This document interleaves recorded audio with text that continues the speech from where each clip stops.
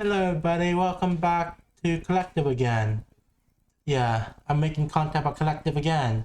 This time we'll be doing our own version of Submitted for Your Approval. I'm gonna call it Secondary Approval. And today I have a guest, Blood Pond and Excalibur Mech.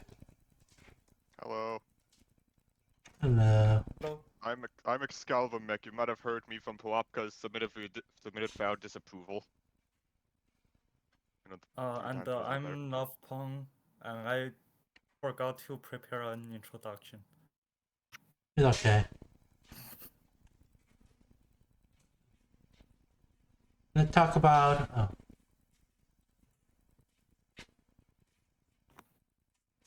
about some new card that came out this week. Let's start with Gonna go down the list. yeah, we're gonna go down the list. We'll start with Hive Scout.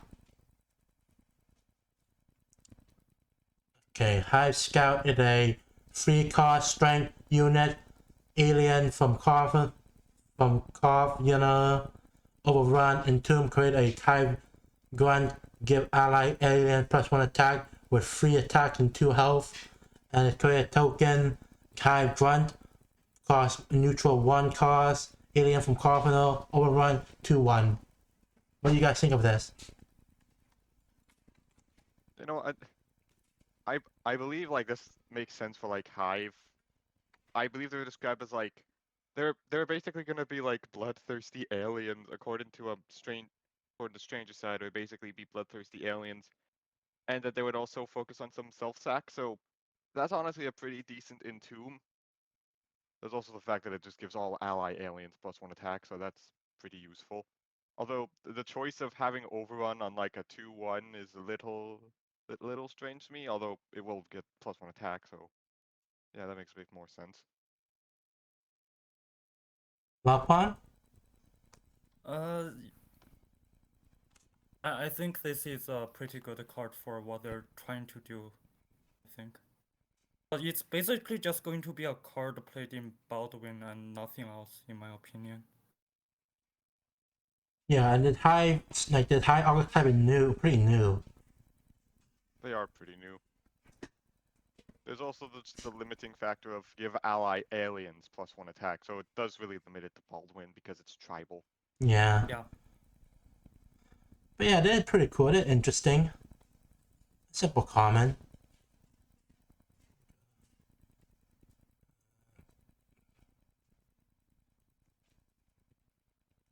Now Bright City Watchdog.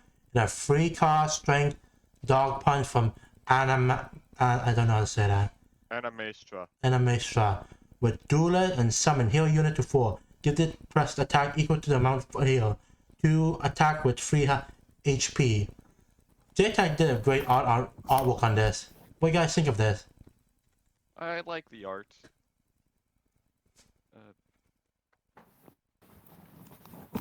I do wonder though if it does work on healing a unit to full and like how does it keep track of that. My assumption would be like coding wise it would just create like a copy of the card and like removed from the game and then like compares the HP and then like sets the HP to be it if it's less. Yeah, maybe that's how it works. I do like it. We have very few cards that heal a unit. We normally just give them HP, so this is definitely interesting. Yeah, Could possibly be useful in like rage decks. yeah. Lopon? I think this is a card that I will give it a try in my duelist deck. But it does feel like the ability is really situational, because a lot of the time your unit doesn't stay damaged that long in the battlefield, I think. So it's harder to make use of the summon ability. Like the most ideal situation is the samurai 1-drop and 2-drop. I think it's Amatera Apprentice and Ashigaru. Yeah, those. Yeah, those are useful. I think the most ideal situation is the like Ashigaru attack a 2 attack one, and then you play this on 3, and then you will be a 3 mana 4/3 Mm-hmm. with a 2 mana 3/3 duelist. I think that board would be like kind of untouchable at that point. Yeah. That is like the very ceiling of the card, I think. Yeah. But yeah, I think it's worth a shot to try it. Yeah, I bought a It shot too. looks really good. Yeah. Love Pond, I do think you have a point though in that it's very rare for a card to like be low on HP. Normally, like, unless you're just doing like a bunch of pinging on a card, usually players would prefer to like just straight up either destroy a card or deal enough damage to kill it. Yeah. I think so too. So let's move on.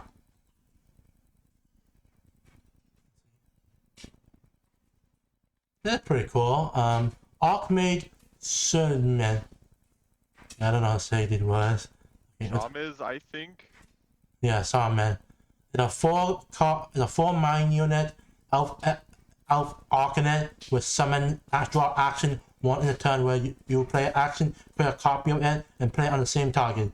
It was 1 attack and 4 HP. Okay, what do you think of this card?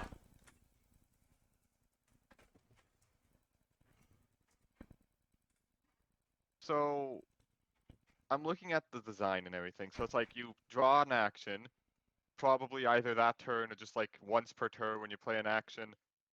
I'm assuming it copies an action even if it doesn't have a target, right?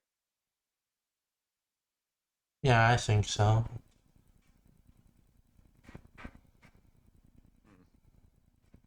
Oh, yeah, that's a good point. I didn't think of that. Like, what Like, happens if you...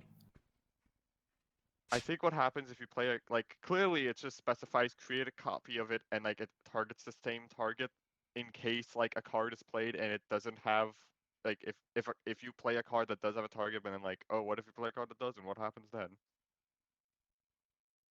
Because, like, initially I read it as like play a card that targets something and then create a copy that targets the same thing. I was like, wait a minute, why isn't that Lux? Then I realized, wait, no, it doesn't specify that, just when you play an action.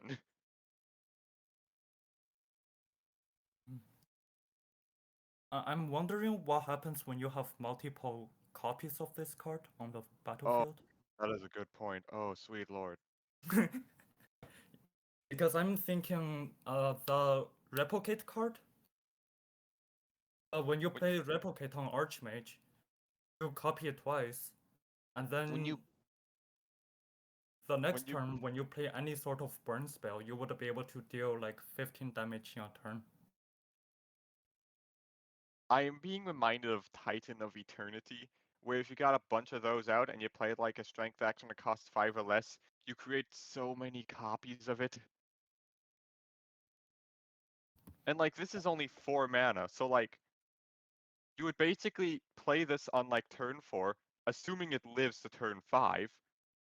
Probably like best case scenario, you play like maybe like a 5 cost action, and then you basically get a copy of it, which is like insane. And that's just assuming you drop that on turn 4. You might be better off waiting till you'll have like a lot more mana and then playing it, because at least then you could get value off of it in the same turn as you play it. Oh, now you're getting me thinking. Like if I copy this unit, and then I play an action again, then do I trigger the ability of the newly copied Oh ones? god, you have a point. You play a card that copies it, then it plays a copy of that thing, targeting the thing as well. But then would that trigger the next copy and it just keeps going until like you reach like the 13 limit? That's a really good point, Love Pod. Yeah. I think, also, I think this card looks really fun. Like, I definitely want to try it out. It definitely can lead to some fun shenanigans. Yeah. Wait, Dia, did you have any thoughts on this? Yeah, it's gonna be very interesting to see if this is gonna stack. If it does stack, then it might be powerful. Yeah. Moving on.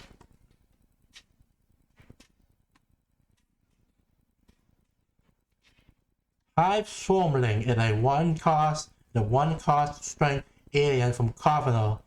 It's Entomb. You may pay 1 mana to create a copy of this with 2 attack and 1 health HP. I feel like this might be added into like into a couple of like sacrifice decks because as long as you have that 1 mana, you can just constantly kill it and bring it back, or technically. Yeah. It also fits in with the whole Hive thing of like, oh, we're gonna do into some self-sack stuff. Yeah. Love Pawn, what are your thoughts? I'm sort of thinking like, how often do you want to pay 1 mana to create a copy? Because when you pay 1 mana to create a copy, it does mean that you would be difficult to curve out, but at the same time, it's basically free card advantage. Since, like at first when I looked at this card, I thought it was really weak. Now that you bring up the self-sack, I think this card might be runnable in like long alien decks as well. Remember, Hive is also trying to go for self-sack stuff, so just having something like this does make sense. Yeah. Yeah, that'd be very interesting. It's very useful in self-sack deck. Like I always have trouble with self-sack deck, especially when you have to deal with midst the Doom days. I think self-sack have better options though. Possibly, Actually, like never mind. there's I mean, like there's those the blood thing was like you create 3 blood tokens or whatever, and you're like, what was it? Like the ones like they can't attack, Yeah. can't block, they have like 1 HP. Yeah, I was thinking that one, but that is the only better one drop, maybe. Oh, well, there is also the Skitterer. Skitterer There's is a chicken must. a la carte, which lets you at least draw a card, and there's like several other chicken cards you can play to draw stuff. This does not give you card advantage, but it is useful if you're trying to sacrifice like multiple units. Yeah. This card should be good in self-sack. Right. Could be an interesting addition. We'll have to see how it goes, though. Yeah. Alright, let's move on.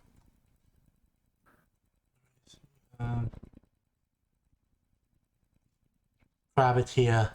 Tectonic Terraformer is a 5 cost strength elemental crab from Terrador. With Overrun and Entrant, refresh 1 mana for each allied elemental in play, with 3 attack and 3 health HP. What do you guys think of this?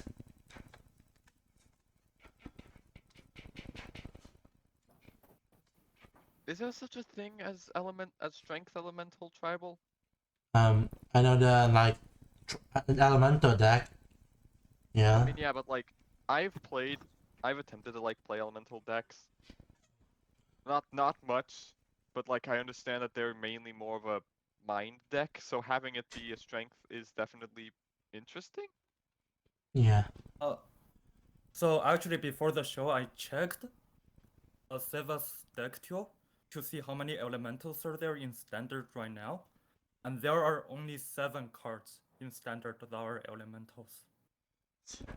So it's not that useful right now, but if we provide more support, it will definitely be good. Well, I mean, did you look up like elemental in general? Because like, Oh, there has to be 7 like strength elementals, I mean.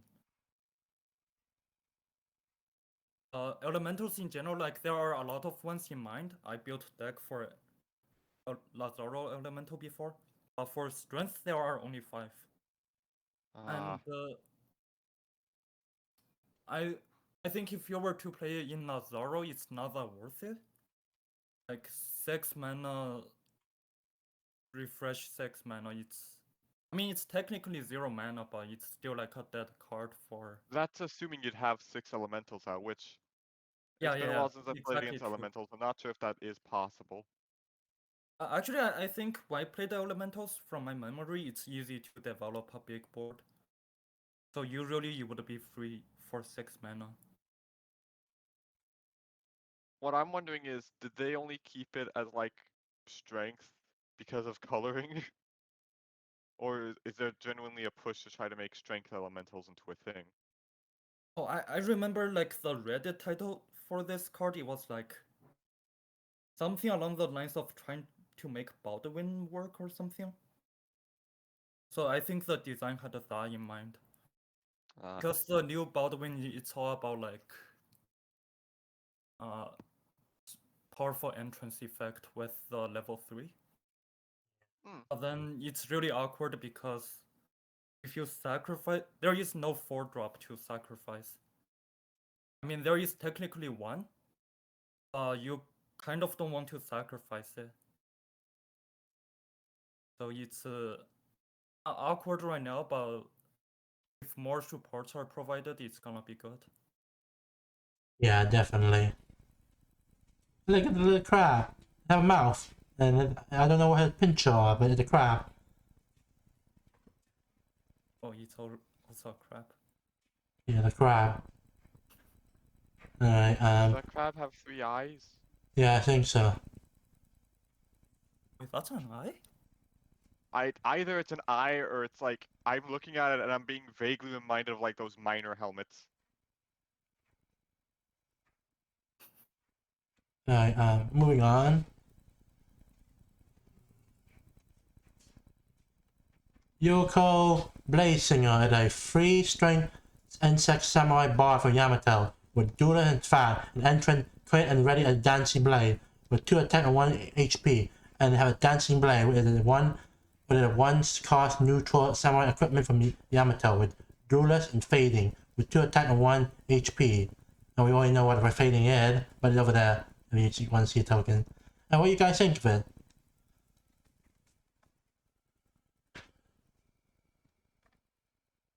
It seems like I do kind of like it. Like, so like you create the entrance, create and ready a dancing blade. Dancing blade probably duel something because you know it does have fast, so you can just immediately duel. Fading is kind of inconsequential. I get it's there to like prevent you from like keeping the unit out after like, you know, like you're gonna leave it out for a turn or something. But it is probably gonna die, so you know, unless you want to avoid like graveyard manipulation stuff.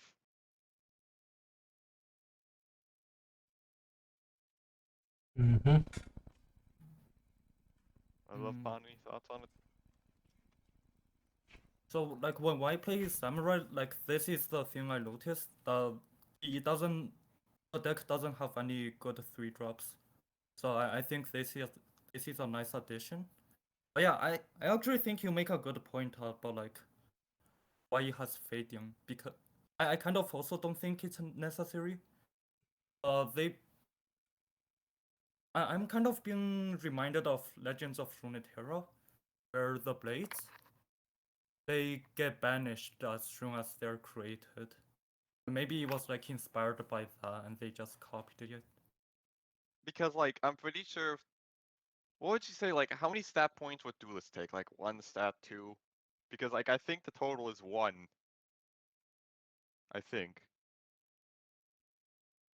I'm trying to remember. Like there was like another 3 cost. Like what was the 3? It was like a 3-drop wolf 3/3 that had duelist as well, or was it summon that duel an ally? It Duel, was duel summon unit. duel an enemy.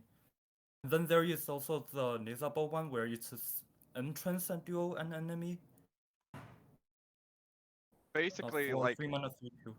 I'm like 50% sure, even without like if without fading it, I think it's on curve. I think because you know, Yoricho Bladesinger has like 3 total stat points.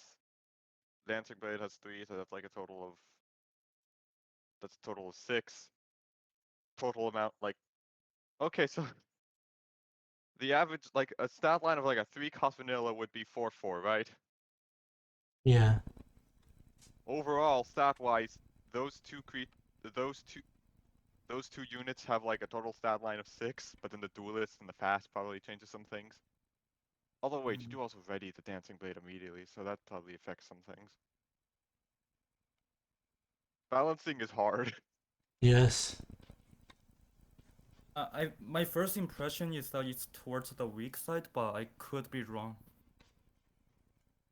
I also kind of felt that. And like again, I do find it strange about the fading part, unless it's just like, huh. I'm having trouble like justifying it for myself because I get why Ready's the Dancing Blade, but like a 2/1 on turn 3 that immediately duels something for 2 damage, and you just leave out a 2/1 with Duelist is a little And plus, if you don't use that, blade immediately, well, you could do. You could attack with it or block. Oh, I'm forgetting that. Yeah. Uh, Actually, yeah. Do you have I feel like any of most your of the thoughts? time you. Huh? Oh, sorry. Do you want to say I yours just first? wanted to ask that like most of the time you wouldn't want to attack or block with the dancing blade. Well, it's not like it can't. It's just there's a clear intention, but sometimes you could just ignore that intention and do your own thing with it.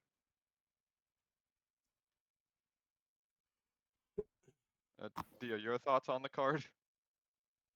I think it's good. I think it's a decent design. It does have some Resident Room Tower vibe to it, but I think I like it.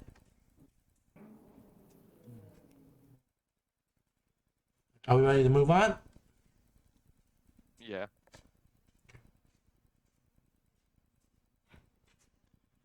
Okay, Hive Accentrator is a 5 cost, the string alien knight from Cavalian with Harmonize and entrant destroy an enemy unit with less attack. You have 0 attack and 1 HP. And have Harmonize with this unit gets +1 and +1 for each ally unit that Sarah try with it or have this ability.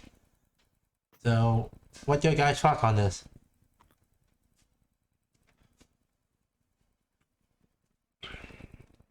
I'm being reminded of like an old robot that had a very similar design. I'm trying to remember exactly. It was the one that's like it was literally also just like destroy an enemy with less attack or something. Was that card good? I mean, I personally don't know. Here's the thing: you would mainly play it because it was at the time when like Herald Robots was like a big thing, which was a deck I played, and constantly heralding. I I remember Rapka said like she said that it wasn't that Herald wasn't really a great thing. I personally disagree. Herald can be absurdly broken if you do it enough. But yeah, I pulled up the card. It was the Rocktick Harvester. It was like same mana cost, but it was a 3/2, and instead of an entrance, it was a summon. But the effect was essentially the same. Although, like when you target it, it would be like destroy the unit has less attack in this, and this is actively choosing a unit that has less attack. But it's minor details.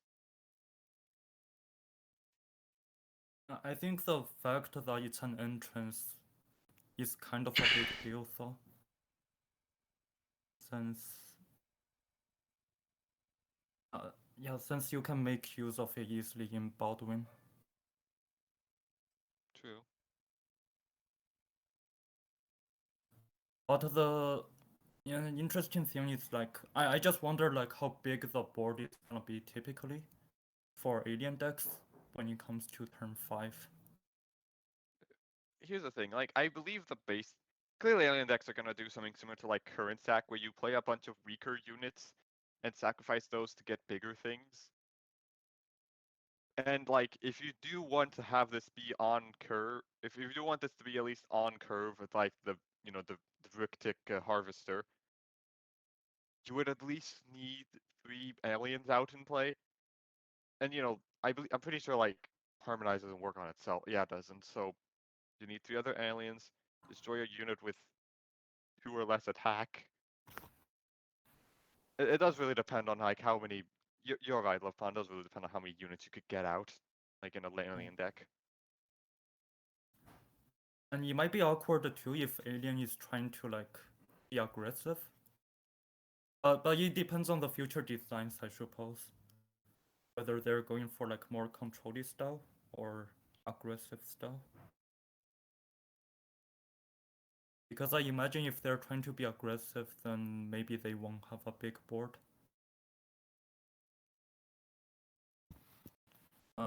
I think this card right now just looks alright to me. What do you think, Dia? Yeah, I think it's alright.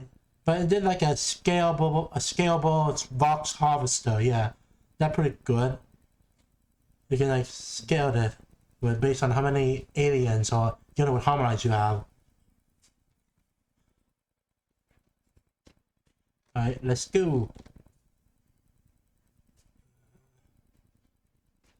Color card, a new chapter card, yay! Oh no, the event card. Oh well, okay. 3 cards, strength action, event from Talawa cards, chapter 1 and 2, called guards of Talawa, and then chapter 3, ally unit get +1/+1. What do you guys think of this?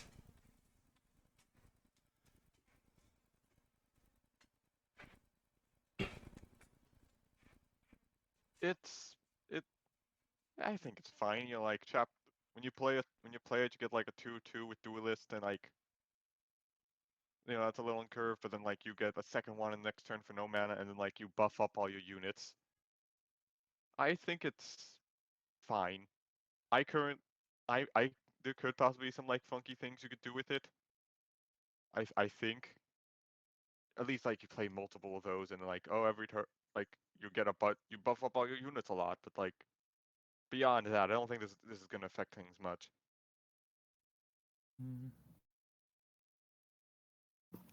I think my first impression is that this card might be broken. Like it's too much value on a 3-mana card.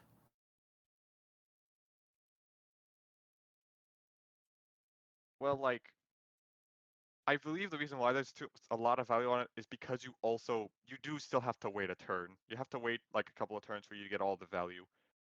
Normally, a 3-mana card would give you a 4/4. So it would first give you a 2/2 with duelist, which is probably like a 3/2. So like at least like 3 less stat points. Although you do next turn you get a second one for free. But again, like that you can't really use that immediately for anything. The third one is just where things get really insane, but like that's after 2 turns and a lot of things could change. You'd have to like be prepared and like get your board filled.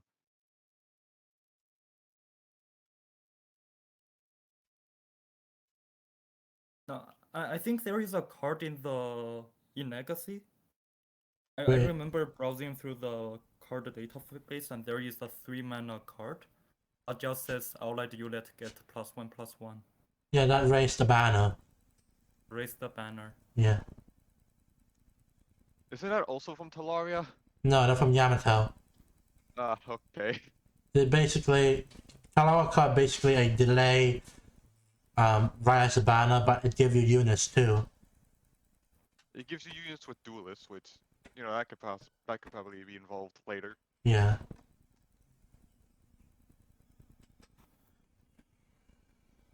Yeah, my prediction is that this is gonna be overpowered, but we will see. Yeah. I think they're a decent card. We need a rated banner for standard for next year. Next. Big Hat Morley. See a 2-card strength human gunslinger from Howder, and before combat you have 1 or less card in hand. Gain 3 mana, draw 2 cards, and give them a Eterna and Trick, with 1 attack and 3 HP. And we know, and Eterna basically fading, and then we have Trick, where it basically after attack or declare you can play a card with Trick by paying a mana cost.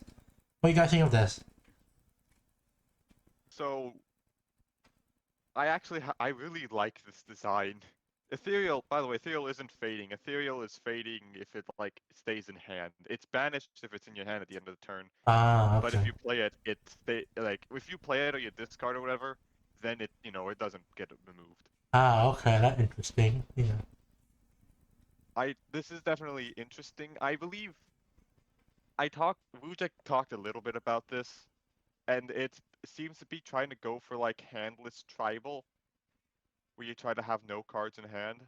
I don't know how much support it is for. They're like, but this is legitimately just like an interesting card. You get the 3 mana, you draw 2 cards, and you can play them during combat. So that's, or at least, before, at least after attacks are declared, which has some uses. This will probably see like play in Legacy, or at least in like experimental, at least it's, in some experimental decks in Legacy, I'd say.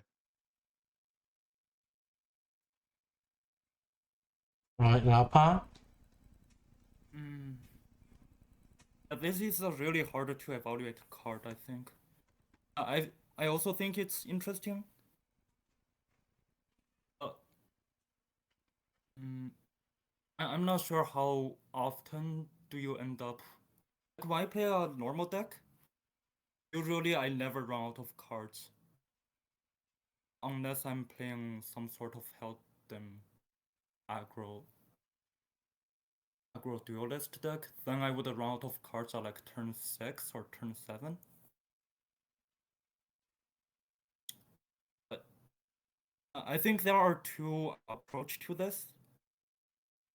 Like one is like a normal approach where you're going full aggro, and then you have this ability to act as like a refueler at turn 6 or 7.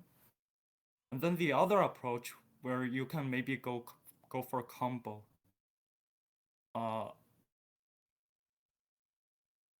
Where you can use the ethereal, you can use the ability as a ramp tool to maybe get your 10 and 11 mana cards out, but really late in the game. Something I'm realizing, does Big Hat Molly, does it stack? I don't think it does, because like one would trigger, you draw you draw the 2 cards, so you'd have like more than 1 card in hand. And then like the other one would try to trigger, but because you already have 3 cards in hand, it wouldn't work. Is that how that would work? I am assuming that's how it works. That they will trigger things by order rather than triggering all at the same time. Because if they trigger at the same time, then you get 9 mana, assuming you get 3 of those out, and you get 6 cards that you can play after attacks. Yeah, that would be insane.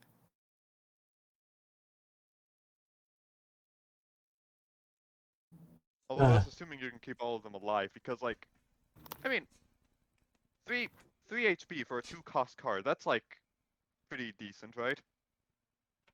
Yeah, I think so. Like I'm pretty sure that's like 3 HP is like is like the same amount like a vanilla has. Like the adventurer, that's like a 3/3.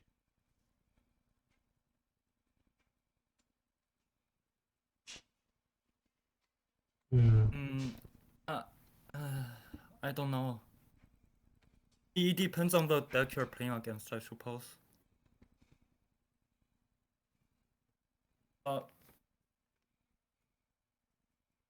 I think this is gonna be harder to keep alive in the late games. Yeah. And it's not going to be useful at like turn 2 as well. So it's only going to be a card useful at turn 5. Agree. So let's move on.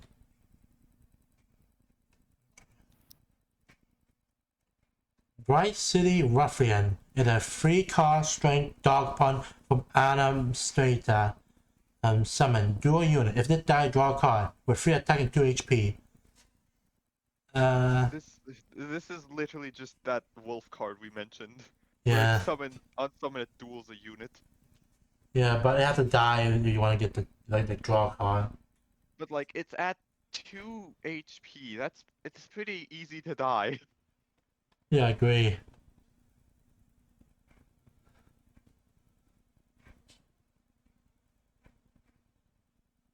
Do you think the design is uninspired or?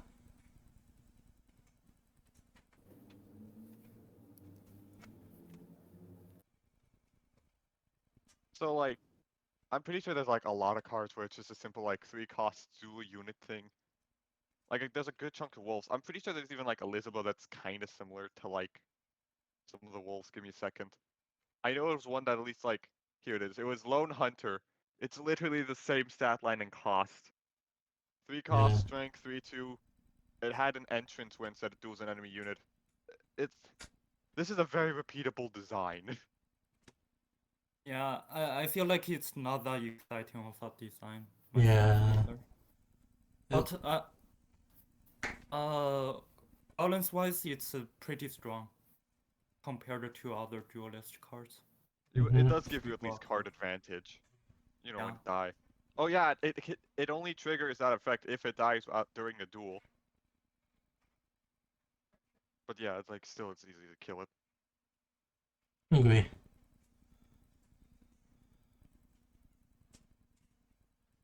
Oh, I think one thing that I want to note is that this card doesn't even have to kill the unit it's dueling. Oh This yeah, you're card right. just has to die. The So card itself just has to die. I remember like there is one card, base city color or something, that's like 3 mana but it's slay. To create a neutral copy of the slayed card. But this one is just even more easier to get card advantage from dueling. Mhm. So we all agree that it is boring design, but it's just there. Yeah, I think we can. It's a boring design, but like, it definitely has its uses. Yeah. Yeah. Okay, up next is Barbarian Rage. It's a 2-card strength from Saga. Give a unit +2 attack, then a unit to deal 2 damage to. What do you guys think of this?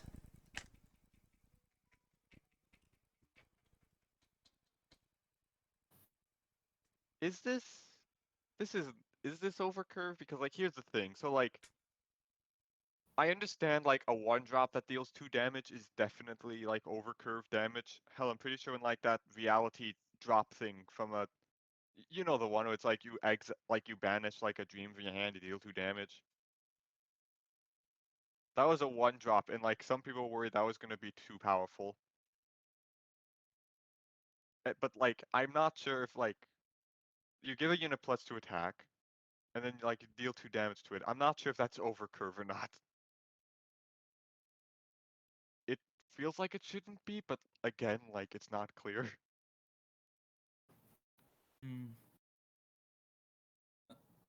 I think my first impression is just that this is kind of balanced. Like, yeah, it's maybe slightly towards the stronger side. An easy comparison would be Hit and Run, where you deal 2 and then get a 1-drop, and then give that 1-drop Agile. So the Agile part is still pretty big deal though. Yeah. This you deal 2 damage, and it's the other effect is a 0 mana give a unit +2 attack. I think it's easy to like play in a Hilden deck where you just give Cassio more attack. Yeah.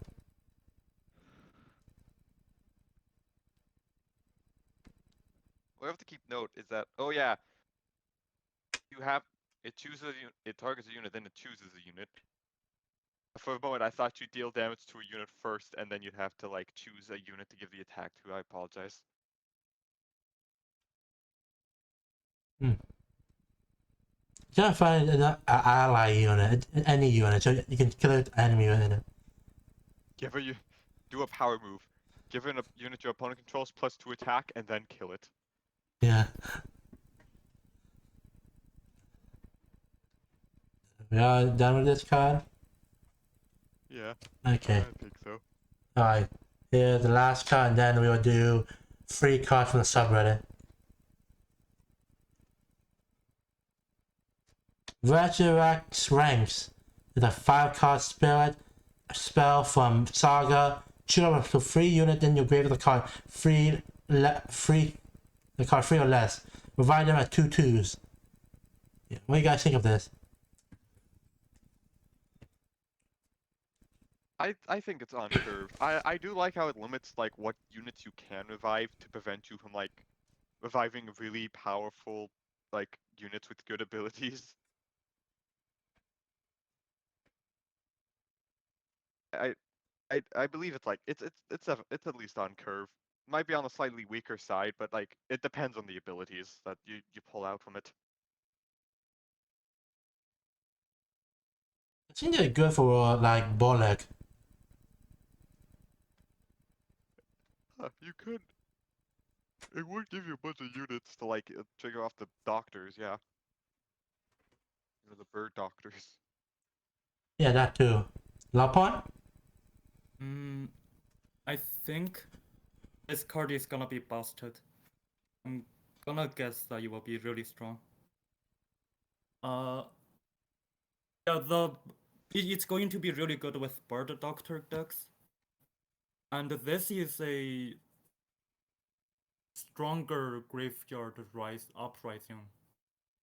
And Graveyard Uprising is a better. It's already one of the best card in Isabel decks. But this one is just a stronger version of that. Yeah. Uh, actually, no. The one thing, if I were to play in Isabel, I wouldn't be able to revive the 4-drop. Yeah.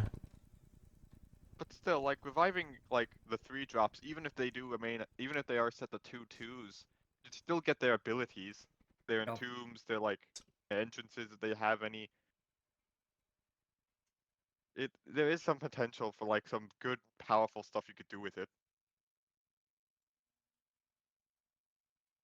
Yeah, I think so too. Like the first card that I thought of, it's actually the Wooz Lord. That's a 3-mana 1/1. Give all your Woozes +1/+1. So that would be a really good card to revive.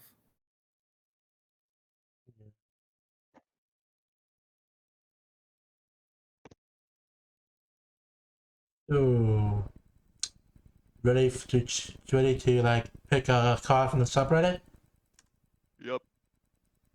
Okay, cool. Wait, how does it work? Do we just each pick a card? Yeah, we just choose one card that we like and we can talk about it. Let's go with Lapon first. Uh, well, I would have to see like what cards are on the subreddit first. Yes, sir. Uh, can you scroll down? Or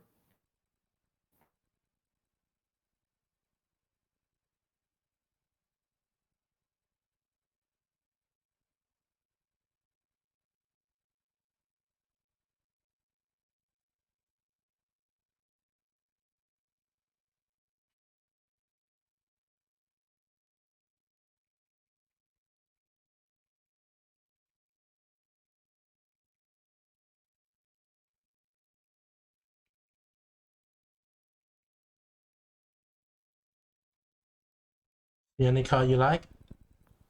can you scroll up? I have a card in mind. Yeah, okay. I couldn't remember its name. What call? Up. This one. Wait, Broken Binary? Yeah, Let's talk about this card. sure. Let's see. So, Yeah. Broken Binary is a 2-mana card in mind. Counter the next card your opponent plays and return it to hand. Into EXP. So what do you guys think of this card? Okay, so like that plus two, gain 2 XP is really good. Like this is just reminding me of like that like Neon K9 Trails that basically had the same effect except you get a 2/1 with Agile. Yeah. Getting 2 XP like in like early on in the game can honestly be pretty good. Especially for like due to the fact this isn't like exclusive to like it's not exclusive to like only Mind Heroes, meaning that Ashgurdy could definitely play it. Would you want to play this in Ash? I mean, how do I say it? I don't often play Ashgurdy, but I understand that sometimes people limit like You limit cards with chroma. You limit cards not with chroma with You limit cards with God, what was the keyword? Brilliance. That was the word. You make those exclusive because of how quickly Ashgirdy can level up. I feel like plus two experience in Ashgirdy could definitely like get her stuff working faster. Although after that, then it's kind of because like you don't get to control what this thing counters. Your opponent does. I Yeah. what's your thoughts on it, Dia? Did it good. Not only do you like stop a card that your opponent can play this turn, but you also gain XP from it. Mm.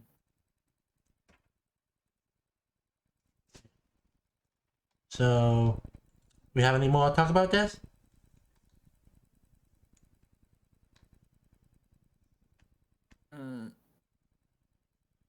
Not that much. I think it's just a really nice value card.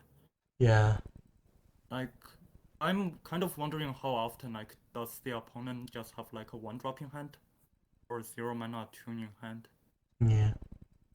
I mean, currently there's like, isn't there like a board where there's like 0 mana, pay half your mana, and then like you, or am I misremembering? Am I thinking of like a Yeah, legacy card? Absolute Storm.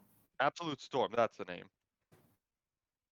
But do you spend the mana when you play Absolute Storm or like You do not. does It's it a zero counter? cost card, and when it triggers, you spend the mana. If it gets countered, it doesn't. That doesn't happen. Ah. But the thing is that like mind control has been maybe it's still good, but it's just really unpopular right now. Okay, so it mech turn? Sure, I pick up actually, I posted a card recently. I'd like Oh. feedback on it because I see it has no upvotes. Oh yeah, It so was okay. the Hive Blood Spurt. High brush. Oh yeah, okay. So high brush is a high brush is a 2 cost strength alien from Cardinal with summon active deal 1 damage. When another unit die, they gain +1 attack ability this with 1 attack and 2 HP. I think they did good. It's not like a simple card, but it's a very synergetic card, and it worked well with others.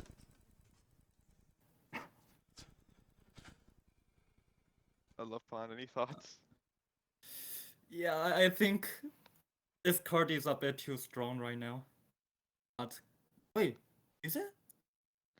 So like, here's the I thing. read it wrong. It doesn't gain HP when when a unit dies. 2 No, no, no. HP is very fragile. No, what I read wrong was that I thought he had an entrance ready this. So he has to kill something to be ready. No, It really reminds me. it's a summon ready. It's a summon, kill a thing and ready it. Yeah. It really reminds me of the Parrot 2 mana 1/2. So when I compare this card to that, and the 2 mana 1/2 Agile Parrot was. It was a pretty strong card in Ashgardy. And this is, I think, the way more powerful than that.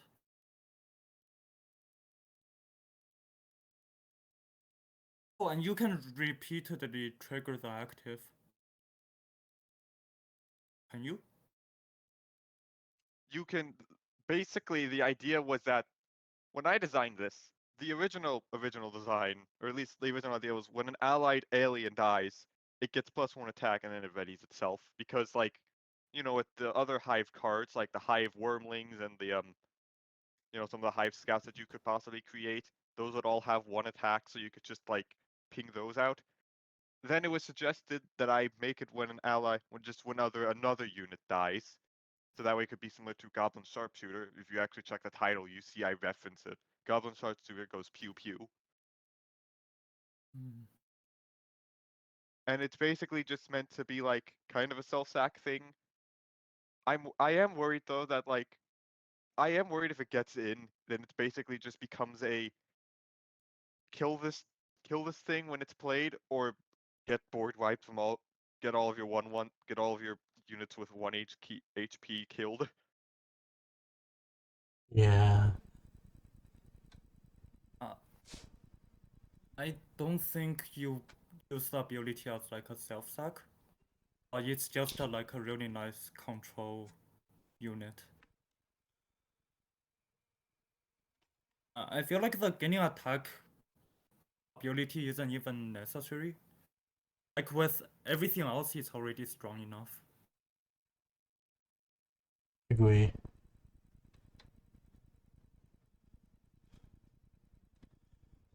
So, Like I yeah. originally also intended to have overrun, but you know, like I couldn't fit that onto the text. Yeah. Text crunch. Yeah. Is it my turn? Yep. Yeah. Cool.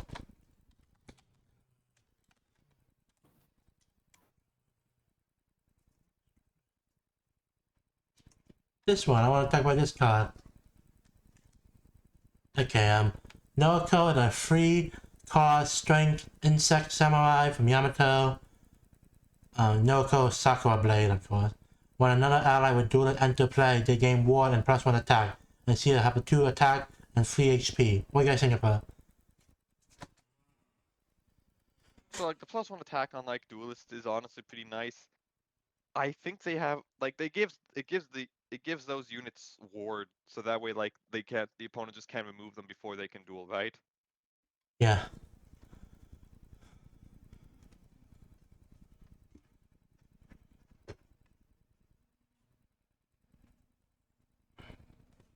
I think the card looks alright. Okay. Honestly, sorry. Just Oh, did you have a point? no, I was just gonna tell you like what are your thoughts? But honestly, I kind of agree. It's all right. It depends on the deck that you're facing, but ward generally makes things like it's a pretty big commitment to commit to action to kill a unit. So the ward part is really strong. Yeah, my first impression is that this card is just alright as well. Like, I would run it in my samurai deck. Yeah. Alright, yeah, that's our review on this week's card and our review on the free subreddit cards. Thank you for watching, and thank you, Larpon and Excalibur Mac, for coming on the show and talking with me. Thanks for inviting us. You're welcome. And that's it. That's all. Goodbye, guys. Thank you for watching.